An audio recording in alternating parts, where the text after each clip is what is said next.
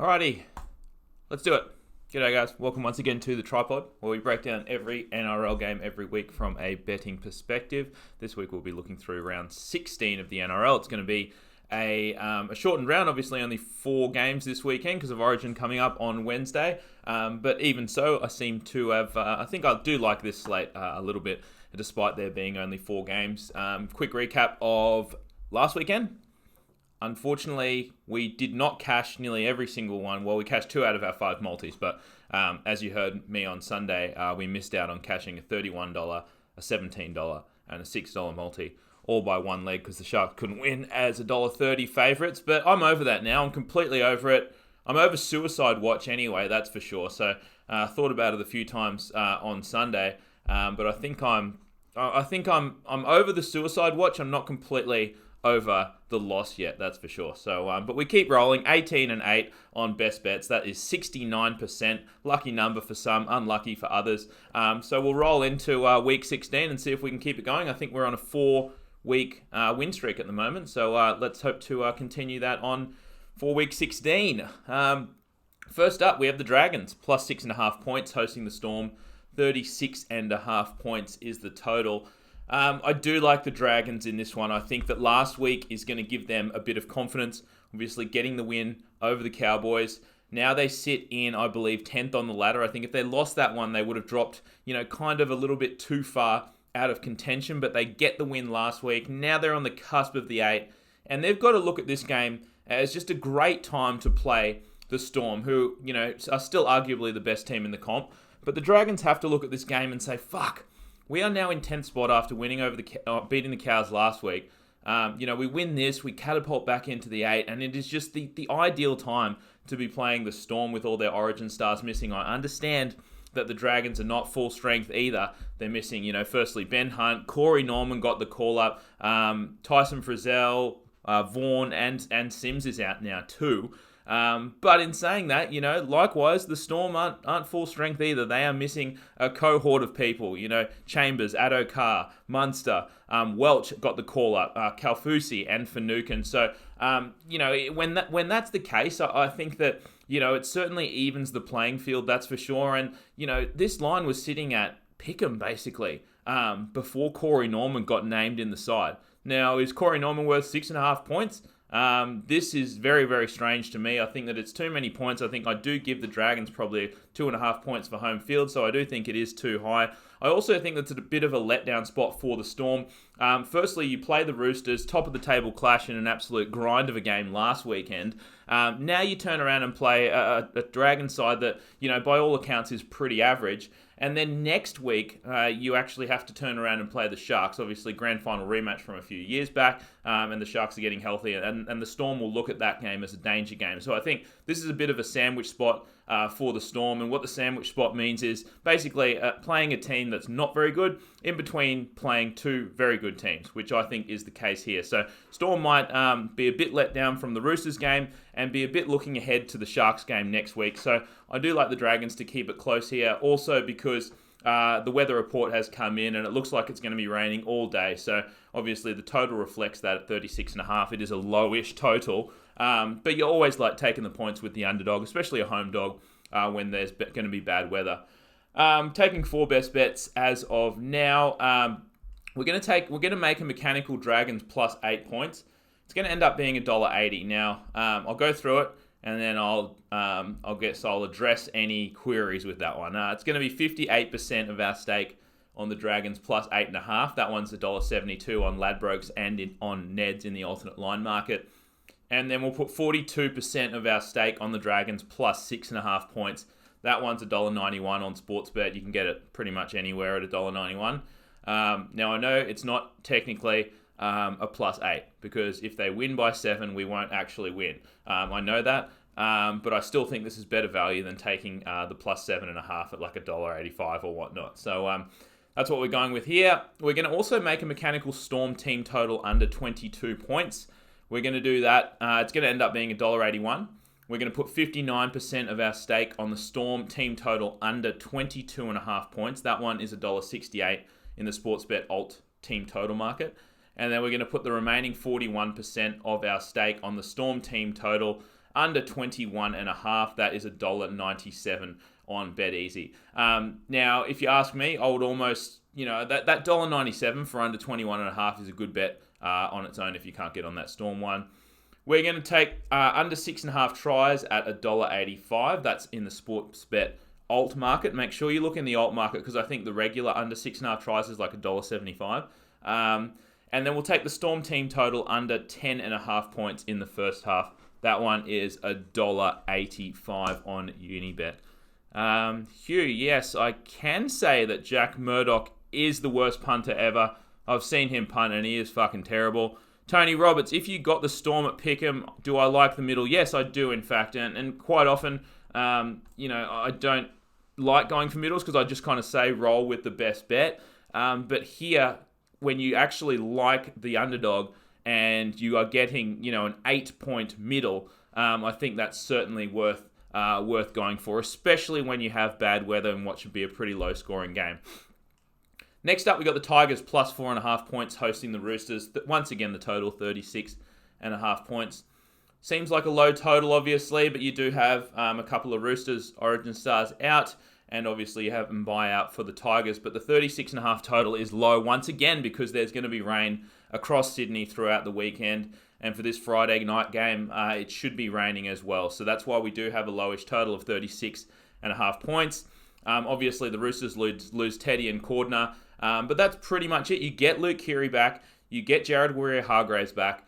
And I actually looked at this game. I saw the line. And I really wanted to take Roosters here. I do think it's an excellent spot for them. They've lost 4 out of their last 5. I don't think that the Tigers have a huge home ground advantage there at Wankfest Stadium. They've played a couple games there. They've gone 1-1. But then I saw the weather. And you just hate laying, 4.5, 5.5 points. Especially against a Tigers side that has very good defense when it's going to be pissing down rain for the game. So at this point, I'm only looking at unders.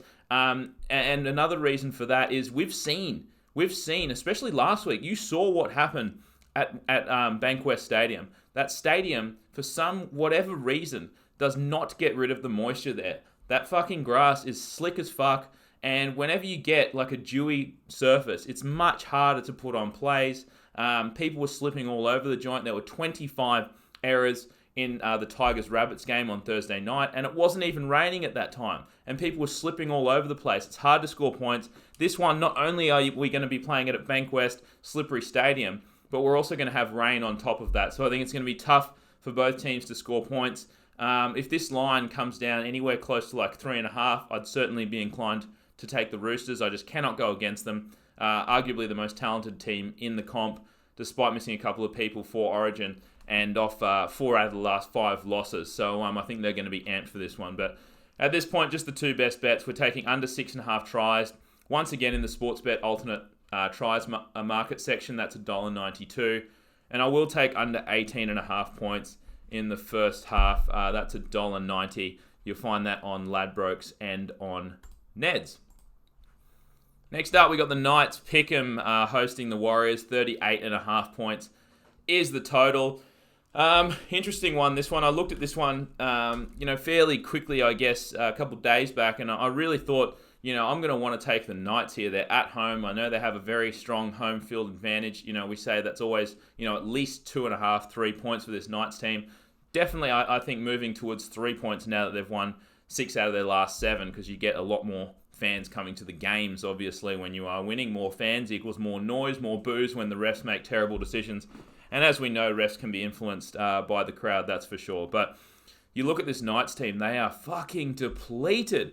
And for all you Knights fans out there, I know it's great that you guys have been winning, but the one downside is when you have a team that's winning, that's always the team that the Origin selectors look at first, and that is the Knights team. Saifidi, gone. Glasby, gone. Now Clemmer gets the call up because Sims can't play.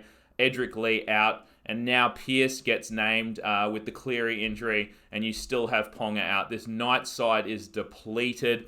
Whereas on the Warriors front, they are pretty much fully healthy. I did not want to take the Warriors off a heartbreaking loss last week, which they should have lost by more, to be honest. They got lucky to be in that by 1 point. Really didn't want to take the Warriors off a 1 point heartbreaking loss, but I just have to do it, especially with that Pearce news. So we've taken 3 best bets. As you'll notice, these ones have the yellow alert symbol next to them, and that just means that I gave this out in the TryPod app prior to the pod. As soon as we heard the Pierce news, we jumped on these 3 bets. And unfortunately, if you are not in the TryPod app, I doubt that all of these will still be there, if any of them are still there, actually. So, first up, we took the Warriors plus 1.5 points for the game. That was in the Sportsbet Alt Market section at $1.90. Maybe that's still there, maybe it's not. I doubt it, because they've moved into favourites in almost everywhere. We took the Warriors straight up in the first half, so just to win in a two-way market. That one was $1.98 on Sportsbet. I think that's come down to $1.90 now, but even at $1.90, I would still take that. And we took the Warriors plus 0.5 point in the second half. That is a great bet. That was $1.83 on Sportsbet. Whenever you can get a team that's going to close favourites, which Warriors are, plus 0.5 point in either half, you just have to pull the trigger and do that. Shout out to, I think it was Andrew Velio. Someone in the TryPod app posted up Warriors to be winning at halftime or full time at $1.80. They got that just as the Pierce news came out. I searched for that one. I unfortunately couldn't get it, but that is a cracker of a bet, and that's another reason you want to be in the TryPod app. Not only for the early best bets that we release, but there's some gun tipsters in there. And I mean, if you were following Andrew and you got on that one, Warriors to be winning at halftime or full time at $1.80. By the time game time comes, they're going to be $1.80 just to win the fucking game, and you could have won by halftime already. Last game of the round, we got the Sharks minus 10 points. Hosting the Broncos, 38.5 is the total. I don't know what to do with this game. If anything, I'd probably say that I'd want to take the Sharks, to be honest. And that was my initial thought. I thought, if I can get 9.5 with this Sharks side, maybe I just have to fucking do it. John Morris blew them up after they rooted us. I don't even want to I don't want to talk about the Sharks anymore. I never want to fucking bet on the Sharks ever again for what they did to us last week. But they have gotten a rocket launched up them by Morris after losing to the Bulldogs on Sunday, as they should have. You have to beat the fucking Bulldogs if you call yourself a top 4 team, which I think that the Sharks do. But this is one of those ones where I looked at the weather report once again for Sydney. Chance of showers in this one. And if it's going to be raining, do I really want to lay 9.5, 10 points with this Sharks team? Even though it's probably the only side I could look, really. Because once the Sharks team gets a roll on, they can crush people. Pretty much the only loss there, Wade Graham. But the Broncos, you've got Milf that's going to be out for a while now with a knee injury. You've got Corey Oates playing Origin, David Fafita, Matt Gillette, and Offhang Gowie. The Broncos are pretty much depleted. They moved Darius Boyd back to fullback. Like I explained last week, the guy does not deserve to be not a rep level in a first grade jersey, that's for sure. He's just a turnstile, and the Sharks will definitely get some one-on-one breaks against Darius Boyd, and he's not stopping anyone. And then you have a ragtag young halves combo of Turpin and O'Sullivan. So I don't want to touch this Broncos side, that's for sure. I know that it might look juicy getting double digits with this Broncos team, even when there's some inclement weather. But fuck, they are just so bad. And especially, I do not want to take a good team off an embarrassing loss, which is what I have here in the Sharks. I understand that the Broncos are off an embarrassing loss as well, but I don't consider them a good team.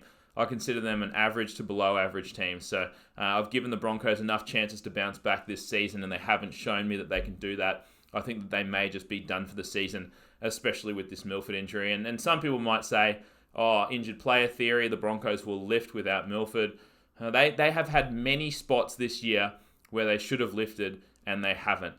Something's up there, and they just don't have the roster to do it, especially now with Origin rolling around and 4 stars missing, plus your key half through injury. So not touching this game at the moment, but let me tell you this, if it comes closer to game time and it actually looks like it's going to be sunny in Sydney, I am going to be tempted to pull the trigger on the Sharks, that's for sure. If I can get under 10 points, I think that they bounce back from that loss over the Bulldogs, even though I'm a bit gun-shy to bet on the Sharks again after what they did to us.